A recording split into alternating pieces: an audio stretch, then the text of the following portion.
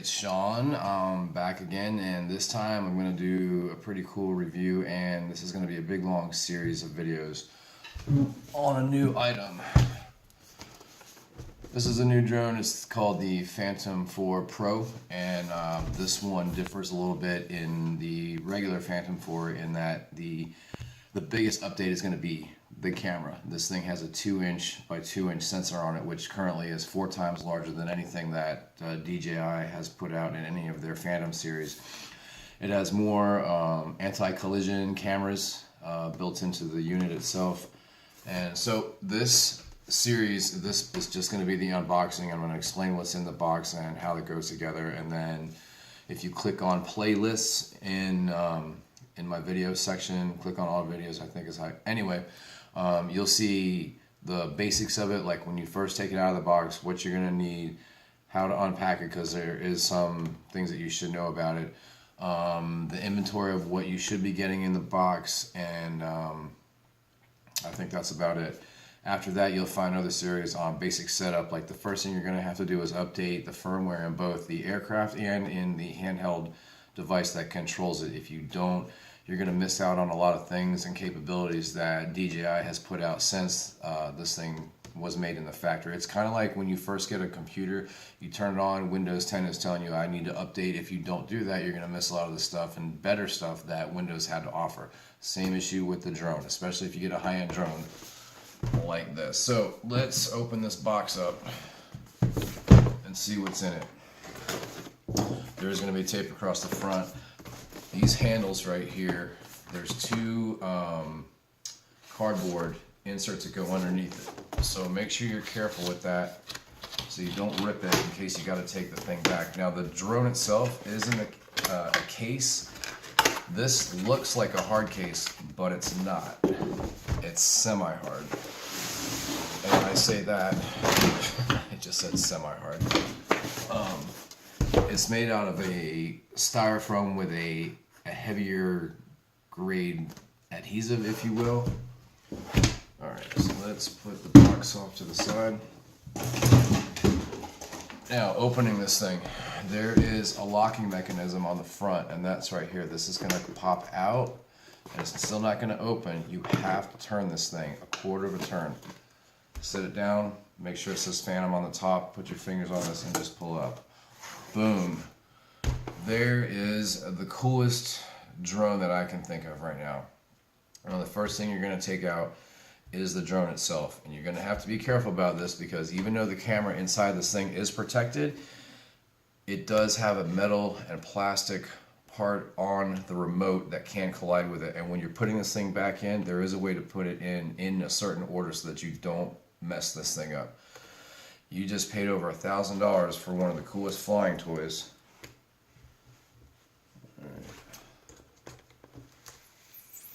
Just like that. Now this is the metal part I was talking about, and that is where the camera is. You don't want these things to collide. It probably won't do anything, but in the event you ever forget to put this guard back on it, which holds the gimbal all in place and covers up the lens, you've scratched the lens, and then what? Alright, so we're going to set the drone there. This is the remote that comes with it. It has a place so that you can put your tablet, you can put the the crystal screen that DJI sells. I believe they're about $400 right now. You can put your iPhone in it or an Android phone. This comes with the cable connections for Android. It does not have one for the iPhone. When you're putting this in, you can squeeze these 2 knobs here. What am I doing wrong here? Oh, I got to take the plastic stickers off, and we'll get to that. These are your blades. This is the connector that's going to go between the USB cable, which is normally connected to this, and your phone so that you can connect it to your new quadcopter, which is going to connect to the USB port there. There is a memory card in it, should be right there. And that is a 16-bit memory card. I believe this thing can hold up to a 64 gig. I'm assuming that with further updates, it'll probably handle more than that because this thing does record at 60 frames a second in 4K, and those files are enormous. Well worth watching and producing them though, because they are so clear. This is the directions, your FAA regulations, pretty much everything you need to know about the workings of the drone, but the ones that you're going to download are a lot more in depth. More cables. This is the battery charger, which is going to come in 2 pieces. The main charger, the 2 connectors. This one is going to connect to the battery. This one's going to connect to the remote. This is the other part of the charger. Plugs in like so. And there's the other cable. This cable is a longer one that's going to go in between, well, both devices, the aircraft and the remote, but most of the time this is going to be what's connecting your camera, your tablet, your Android phone, either of those, to the remote itself. So you could actually, and this is long enough if you wanted to have it in a stand and control it like this while you're looking off to the side if you've got a great big one, because this is only going to hold but so much, unless you buy a larger one, do a aftermarket upgrade on your remote.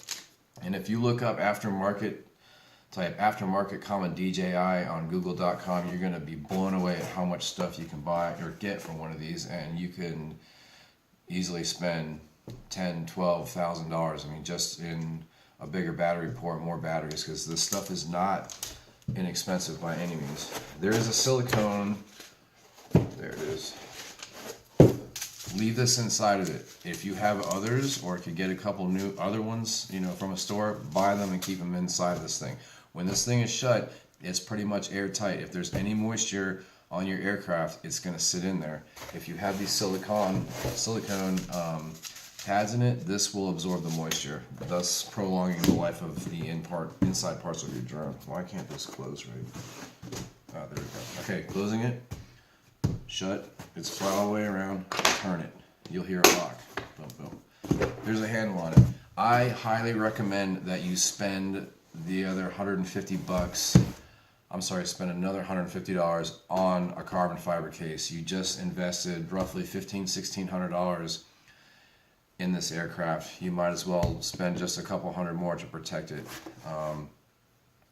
And that's price is going on the cheap version of this that doesn't have the extended fly package. That comes with more batteries, which is here.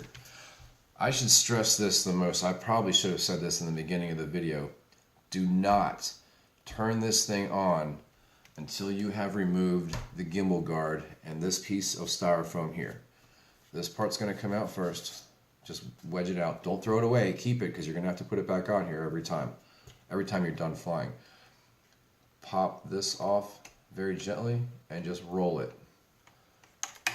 That's it. Now the reason that is, this battery should be dead. You can push it and it's probably going to have 1 bar. That's it. Now that's not enough to even start the propellers. In the event that you end up with one that's got a semi-charged battery, like if you've bought a refurbished bird, or you've bought one used from somebody, if you turn this thing on, the first thing that's going to do, this camera is going to start moving. Let me rephrase that. The gimbal is going to start moving the camera around. If you have this thing locked in position, this is going to get damaged. You're going to break the gears and the brushes that are in this, and now you're talking about a replacement. You ready for this? This part right here is $600 to replace it. Not me. Okay, next. This thing is completely covered in stickers. They're over these black lenses here, and these 2 here, and these 2 here, and they're basically all the way around it, except over the top of it. I'm assuming that eventually DJI will probably come out with another collision avoidance sensor, and that's what those are. They're basically cameras that the computer inside this thing is using, so that when you're driving in around in a close proximity of items such as in a city, in the woods, in your house. I don't recommend flying one of these things in your house, because if you screw it up, this thing can take off very quickly, faster than you're going to be able to figure out the remote and not let it collide into the ceiling. These items here let the brain inside this computer know, like, it can tell how fast, take the formula, how fast it's flying, at what trajectory it's going at, and it can determine whether or not it's going to hit that wall, and it figures out how much time it has. And when that time runs out, this thing is going to figure out another way around it, because it knows that you are not controlling the bird fast enough so that it doesn't destroy itself. Everyone on YouTube that I've seen reviews on say that this is a big, huge, bulky aircraft, and it is out to about here when you put the propellers on it, which we'll get to in a minute. And I thought it was much bigger as well when I was watching YouTube videos. It's really not. It's, I mean, I don't know how to describe how, or something that's as big as this I can compare it to that everybody would know about. So you're just going to have to go look at one at Best Buy or Drone World or, you know, some other place. First thing, take the battery out. Pinch this and pull it straight out and set it off the side, but don't set it on where the pins are going to connect. That's crucial that that stays clean. I set them straight down because then I won't get dust in either of the vent holes for the battery. Now taking the stickers off, and that's kind of tedious because there are so many of them. They're on the top up here. I guess I'll talk about a little bit what's more in the package right now. The propellers, they're color coded, and you get 2 sets, so you should have a total of 8 propellers in your bag that says DJI on it. And these are color coded because these things spin in 2 different directions. You're gonna have, yep, and you can see how they're different as well. One is black and one is gray, and it's only going to let you put the black one on the one that's made for the black motors and the gray ones that are on the gray motors. The motors aren't gray and black, they're just gray and black tabs on top of the props. Every single one of the props also has a sticker on it, so use a sharp knife, take your time.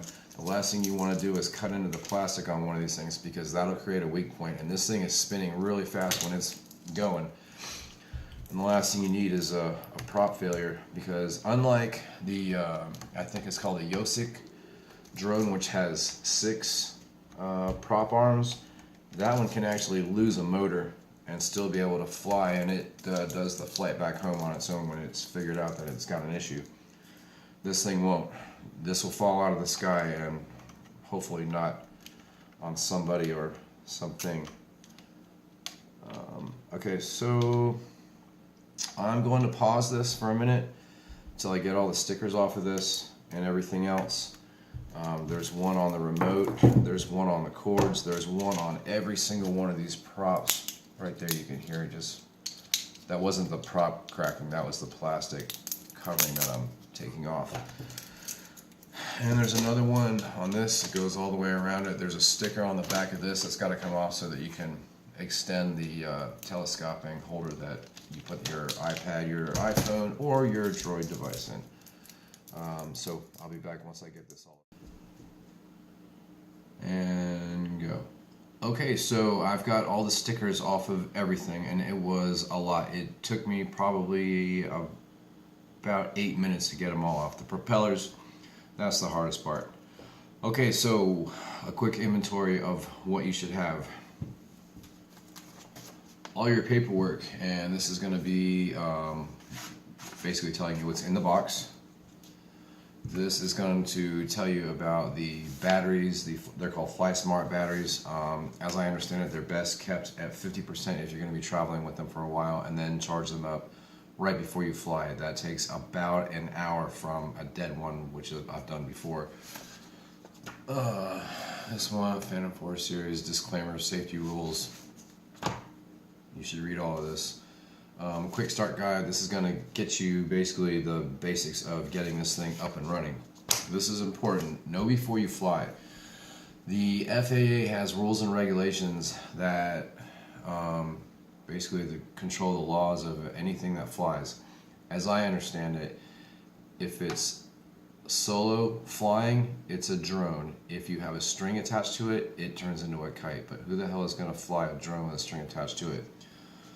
learn what's going on in the local areas of where you're going to fly so that you don't get in trouble or cause an accident. I mean, if you're in an area that's touristy and there are helicopter rides or small plane rides anywhere, the last thing you want to do is be flying one of these too high and have a collision in the air, and then you're in deep trouble. DJI Care. I am not familiar with this. You're going to have to read into that by yourself because I've never done it with one of these. So, you should have your drone. The DJI Phantom 4 Pro, you should have one gimbal guard, and this holds it in place. This you don't have to keep. I would, just because it's going to provide you with a little more stability on the gimbal when you're traveling, and like I said, that thing is $600 to replace it if you break it. I don't have $600. You should have a couple of cables. USB, which is going to connect to the remote and to your, this is the Galaxy, I'm sorry, this is the Android type plug, not the Apple iPhone. This secondary USB, which this cable plugs into, and this part goes into the drone. Right here, which is right next to the memory card. You know what? I see a sticker I forgot to take off. There was a lot of them. Did I get the rest? Nope. Alright, well, I'll take care of that later. Let's unplug that. Alright, cables.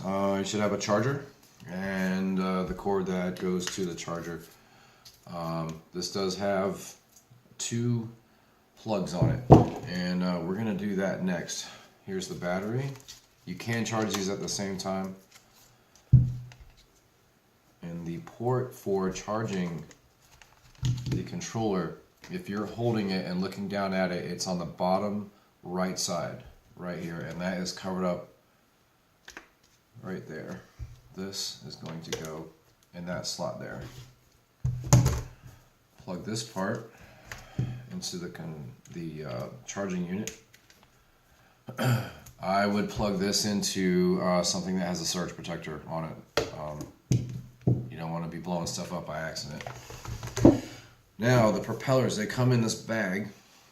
It feels like silk. It's got a drawstring on it, and you've got 8 of them, basically 2 sets. Now they go together, 2 black and 2 silver. So that's a set, and the reason being is because these things spin at opposite directions. As you can see, that's why the fins, whoops, the fins are different. They're opposite. They will only go on the drone one way. Now, we're not going to get into that for this video because this was basically just the unboxing and the inventory. Next thing I'm going to do on this part 2 of the series will be the proper way to charge up your battery and the controller.